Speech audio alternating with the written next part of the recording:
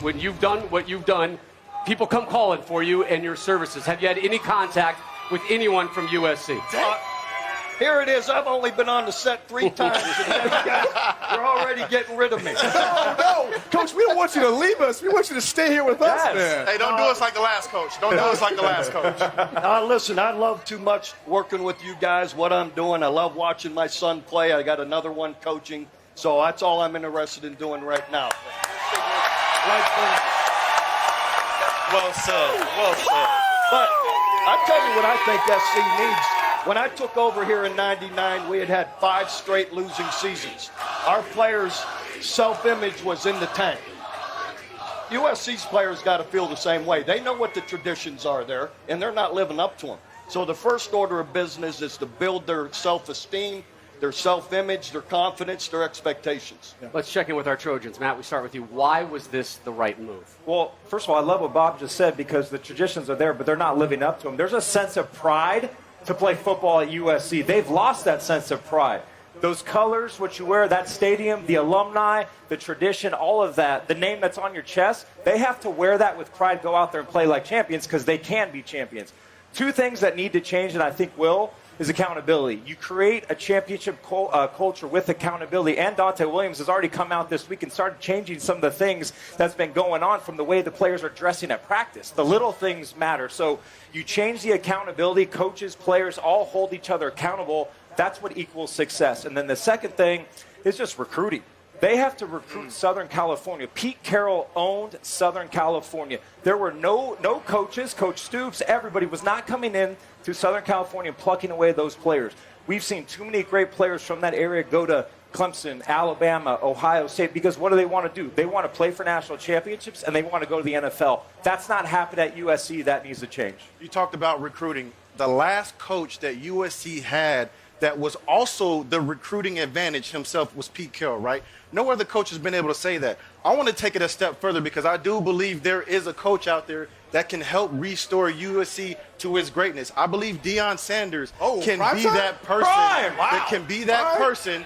When you think about what he's done at Jackson State right now, Jackson State has the number 55 recruiting class in the nation. They're one ahead of Kansas State, which has a significantly much larger budget than Jackson State does. But what does that tell you? That tells you that Deion knows how to recruit. Now, let's just use this as an example. Deion Sanders is the head coach of USC. He walks into your house.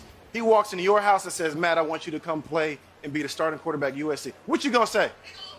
I'm going to weigh my options. You're going to say yes, young man. You're going to say yes. I'll be Matt's parents in this scenario.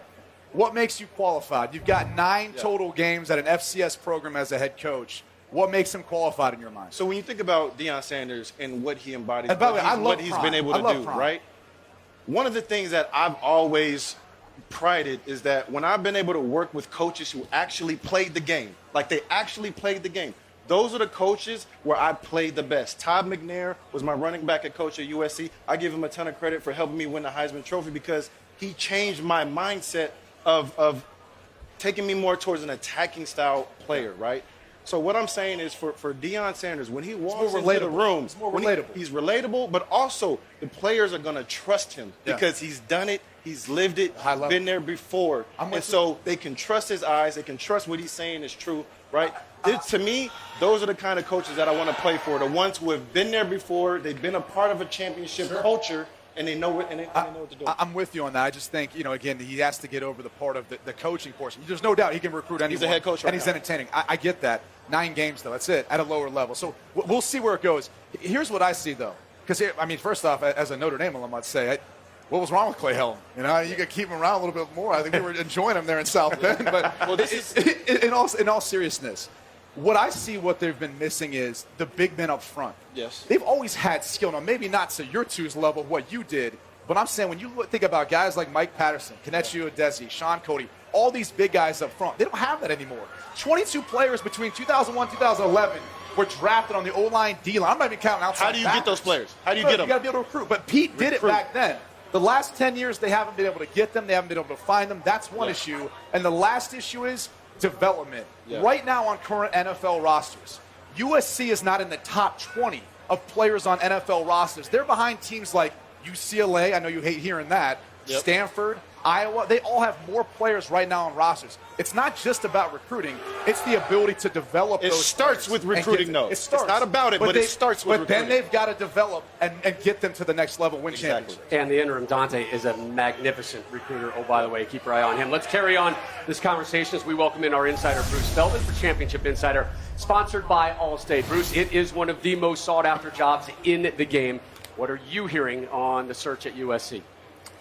Obviously, Rob, it's really early in the process right now, but a couple of guys I think who will emerge as legit candidates. I would start with James Franklin from Penn State. He worked wonders at Vanderbilt. Brady was just talking about the recruiting part of this.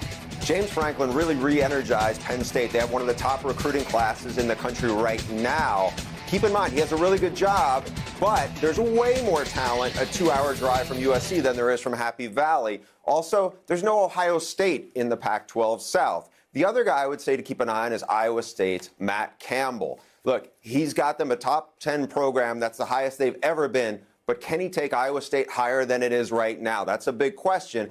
And as Brady was talking about a minute ago about development, USC, that's been a huge issue with them. This guy has shown he can really develop players. Expect a lot of names, expect a lot of speculation over the next couple months, but don't expect any signature.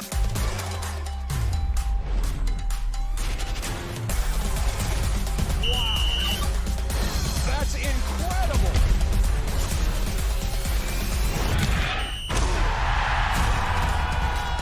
Hey, thanks for watching. If you enjoy that clip, make sure you click subscribe somewhere down here. From game highlights to exclusive interviews and rankings, we've got everything you need as a college football fan right here, College Football on Fox.